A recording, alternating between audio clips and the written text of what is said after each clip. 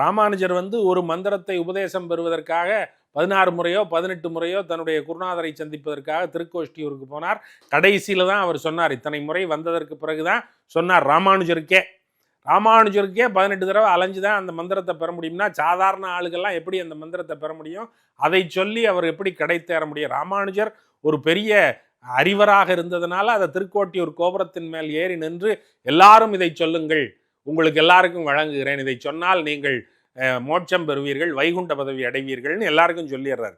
குரு சொல்றாரு, நான் உனக்கு மட்டும் ரகசியமா சொல்லி கொடுத்த மந்திரத்தை நீ எல்லாருக்கும் சொல்லிட்ட, நீ நரகத்துக்கு தான் போவ அப்படின்னு சொல்லும் போது இத்தனை பேர் சொர்க்கத்திற்கு போவார்கள் என்றால் நான் ஒருவன் நரகத்திற்கு போனால் என்ன குற்றம் அப்படின்னு ராமானுஜர் சொல்றாரு. அது மாதிரி ஒரு பெரிய மனித தன்மை என்பதும் ஒரு பெரும் பற்றுதலும் பெரும் அன்பும் யாருக்கும் இருக்காது. அது ரைட்டு. ஆனா இதுதான் நிலைமை. ஒரு மந்திரத்தை பெறுவதற்கு இவ்வளவு பாடு இருக்கிறது.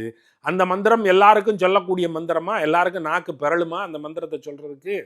அப்ப மந்திரத்துல எளிமை கிடையாதா எங்களுக்கு? அப்படின்னா மந்திரத்துல எளிமை, நமசிவாயன்னு சொல்லு, உனக்கு சொல்ல வரும்ல, சொல்லு, அவ்வளவுதான். சிவனை போற்றுதல் அப்படிங்கிறது தான்.